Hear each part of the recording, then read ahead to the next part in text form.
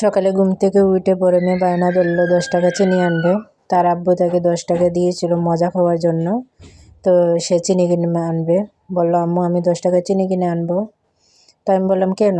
চিনি তো ঘরে আছে। বলল, না, তোমার চিনি দিয়ে হবে না, আমি 10 টাকার চিনি আনবো। চিনি এনে আমি আজকে একটা জিনিস বানাবো। বললাম, কি বানাবে তুমি? তো সে বলল, চিনি কিনে আনলে দেখতে পাবে। তো যেই কথা সেই কাজ, সে 10 টাকা চিনি কিনে আনলো। তারপর বললাম, আমি কটকরি বানাবো। তো বললাম, তুমি তো একা পারবে না, তাহলে দেও, আমি কটকটি বানিয়ে দিচ্ছি। তো কটকটি বানাতে গিয়ে যে এরকম হবে সেটা বুঝতেই পারিনি। সবসময় আমি কটকটি বানাই, প্রায় সময় আমি বানিয়েছি, এরকম হয় নাই। আজকে কীরকম যে হয়ে গেছে পুরো ভিডিওটা দেখেন তাহলে বুঝতে পারবেন। তো আমি চিনিটা দিয়ে দিলাম, দিয়ে ক্যারামেলটা করে নিচ্ছি। প্রথমে ভালো করে চিনিটা গলার আগ পর্যন্ত নাড়াচাড়া করতে হবে। তো আমি ক্যারামেলটা বানিয়ে এখন আমি এখানে বেকিং সোডা দিয়ে দেব।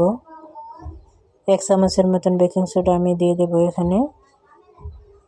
দেখেন আমার ক্যারামেলটা হয়ে গেছে। তো আমি এখন বেকিং সোডাটা দিয়ে দিচ্ছি।